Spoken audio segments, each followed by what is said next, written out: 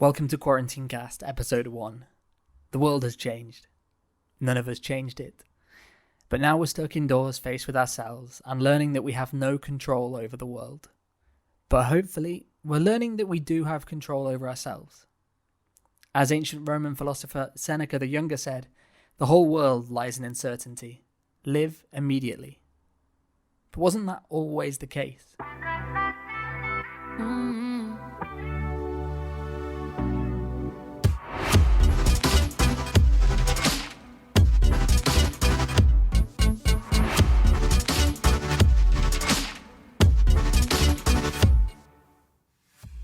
In the ancient Greek myth, King Sisyphus was sentenced to death by Zeus, who ordered Thanatos, aka Death, to chain Sisyphus down below in the Titan prison Tartarus, which lies, quoting Zeus, as far beneath Hades as heaven is above earth. When Thanatos went to capture Sisyphus with the divine chains, the king of Ephyra, infamous for his cunning, asked Thanatos to demonstrate how they worked. Thanatos didn't like to be doubted, and so granted Sisyphus' wish. But the wily king seized the opportunity and trapped Thanatos in the chains instead. Thanatos, now bound by the chains, couldn't bring anyone from Earth to the land of the dead, and so no one died on Earth. This was a big problem for the old and the infirm, who wanted nothing more than to escape their broken earthly bodies to the afterlife. It was a bigger problem still for Ares, god of war, as men on the battlefield were slain but would not die. The myth goes that Ares found Death, or Thanatos, and turned Sisyphus over to him. In another version, it was Hades, king of the underworld himself, who was sent to chain Sisyphus and instead got chained himself. As long as Hades was tied up, nobody could die. Because of this, sacrifices could not be made to the gods, and those that were old and sick were suffering. The gods on Mount Olympus finally threatened to make life so miserable for Sisyphus that he would wish he were dead. He then had no choice but to release Hades. Having evaded death once, and knowing that they were coming for him once more, Sisyphus instructed his wife to throw his naked body into the middle of the public square, allegedly to prove her love for him. At the time, that was no way to honour a fallen king, and so Sisyphus persuaded Hades and Persephone, queen of the underworld, to allow him to go back to the realm of the living and ensure that his wife carried out the proper rituals. On his release, Sisyphus naturally made no attempt to return to Hades, but lived to a ripe old age, largely thanks to Death now not wanting to go anywhere near him, following, of course, the previous experience of him being put in chains. Whilst Death avoided Sisyphus, time did unfortunately run out for the king's devoted wife, and so he pled with the gods to take him. Zeus himself now intervened. The king of the gods made sure that humans would not be encouraged by the feats of the trickster Sisyphus, and so his fate would have to be long and tedious. Homer's Odysseus describes it best. He says, "I witnessed the torture of Sisyphus as he wrestled with a huge rock with both hands. Bracing himself and thrusting with hands and feet, he pushed the boulder up the hill to the top. But every time, as he was about to send it toppling over the crest, its sheer weight turned it back, and once again towards the plain, the pitiless rock rolled down. So once more he had to wrestle with the thing and push it up, while the sweat poured from his limbs and the dust rose high above his head." Indeed, Zeus had offered Sisyphus the chance at eternal life. If he could just push the boulder over the top of the hill. The boulder, of course, was enchanted by Zeus to become heavier and heavier the further it got. Whilst many see this story a lesson about hubris, Albert Camus saw Sisyphus as a hero who twice evaded death and embraced the chance at life over death, even at its most futile. The struggle itself toward the heights is enough to fill a man's heart. One must imagine Sisyphus happy, wrote Camus. Camus saw Sisyphus as the absurd hero who lives life to the fullest, hates death, and is condemned to a meaningless task. It's now that we're all Sisyphus, living in the monotonous routine of pushing a stone up a mountain day in, day out, hoping to return to the realm of the living. But it's not a stone which magically gains weight that we're facing, we're staying at home. And even that seems like too much for some people. Why? Well, I think it's because we're facing ourselves. More people around the world than ever before are having to learn to live with themselves, and those that they supposedly love the most. And we're not used to boredom. We're used to commuting and working and consuming.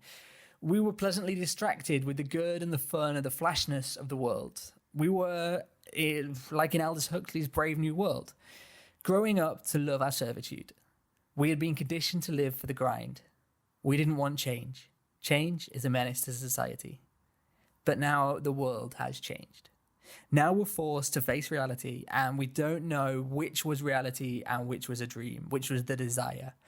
Was it wanting more time off at home with our families, or was that the reality?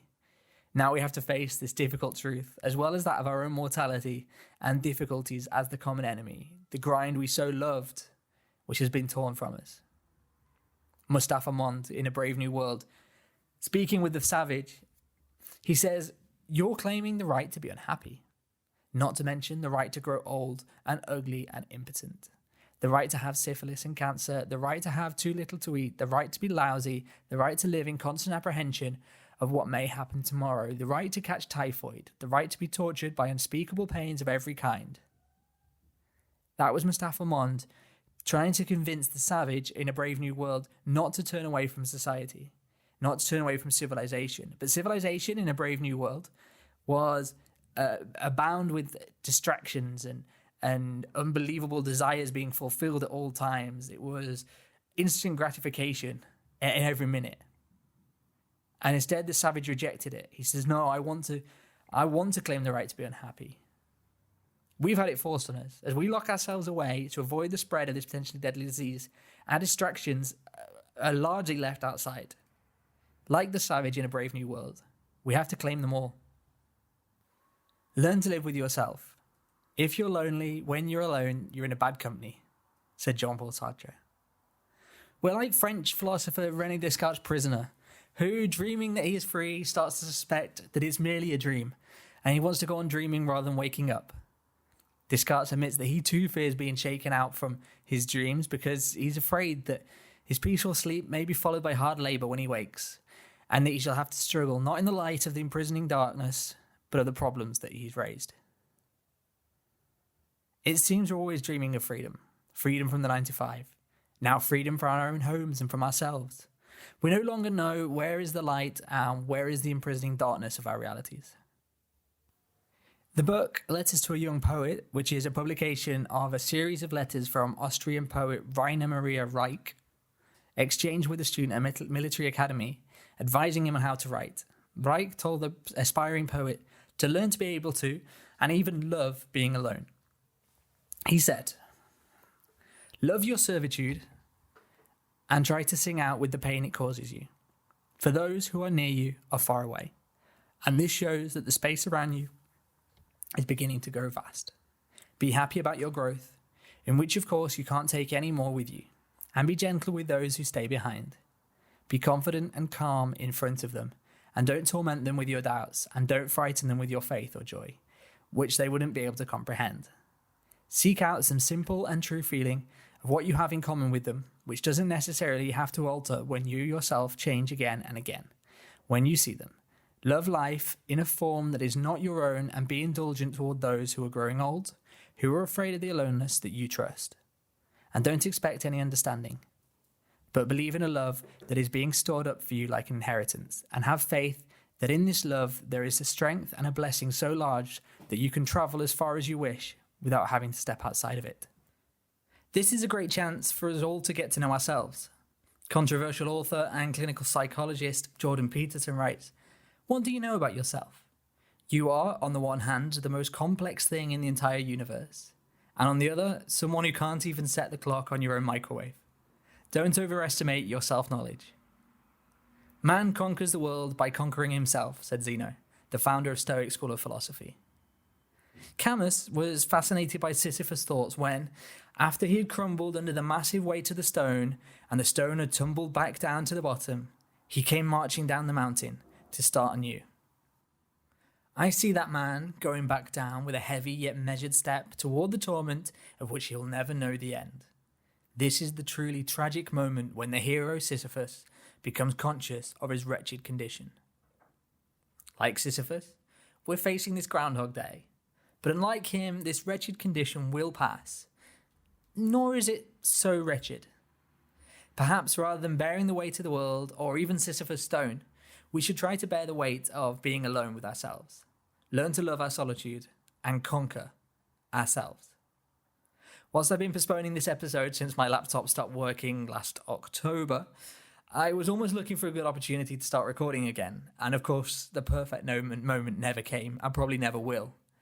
And so here in lockdown from the coronavirus, with the cats running around making noise and the neighbours playing music, and you just have to go for it. You just have to start recording again. And that's what I always told myself about this. There's nothing I'm waiting around for. Here in Spain, the curve has started to flatten. We had a solid week of bad headlines, and I had to learn to take social media and the news in small doses, and I recommend that if you're struggling with this, do the same. It helps. We're hearing how great technology is for keeping us connected at this difficult time. House parties, Zoom, WhatsApp, FaceTime, Skype, Slack, as well as Twitter, Facebook and Instagram, TikTok, whatever else. Yes, they have their flaws, but they are great for keeping us connected. But don't forget to reconnect with yourself. We don't take this opportunity. We don't have this opportunity very often. We're always asking for more time, and now here we are, trapped in the ambers of the moment. Lao Tzu. Time is a created thing. To say I don't have time is like saying I don't want to. Well, now you have time, so you're going to need to find another excuse. Remember, though, that time you enjoy wasting is not wasted time. As the Little Prince learned in Antoine de Saint-Exupéry's beautiful little story, it's the time we waste on things that make those things so important. Yes, it's difficult. Yes, we're worried about our health and the health of those that we love and care for. But there's very little we can do about it. In The Lord of the Rings, as well as everything going wrong on Middle-earth, Frodo turned to Gandalf and he said, "I wish it need not have happened in my time." "So do I," said Gandalf, "and so do all who live to see such times. But that is not for them to decide. All we have to decide is what to do with the time that's given us." So yeah, here in Spain, the curve is starting to flatten. The government have just announced 2 more weeks, at least, of lockdown.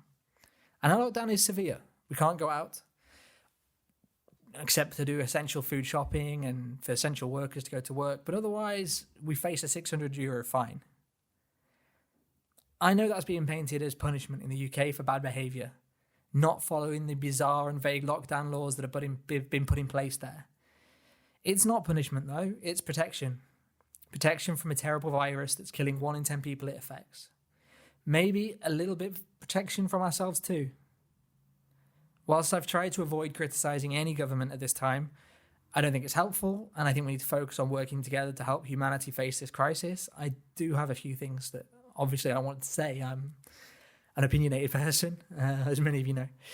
Firstly, it's that we're facing this after more than a decade of austerity and cuts.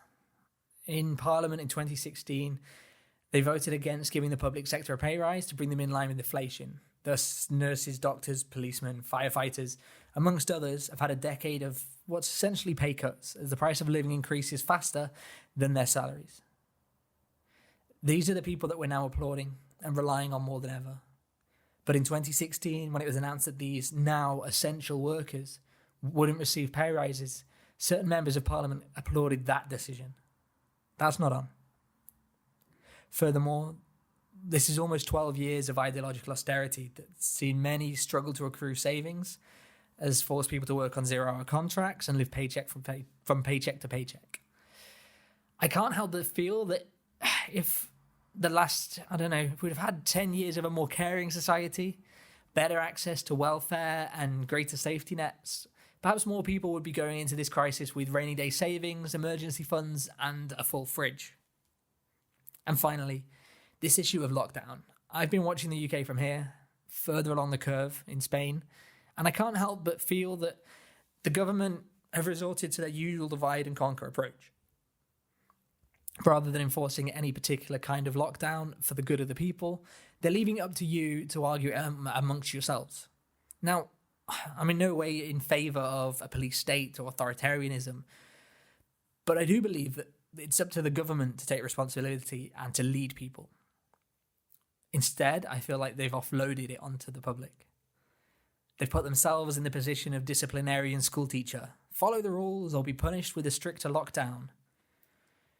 But like I said, in Spain, we're grateful for what the Conservatives are threatening to use against you. Yes, this severe lockdown has been difficult, but it's working.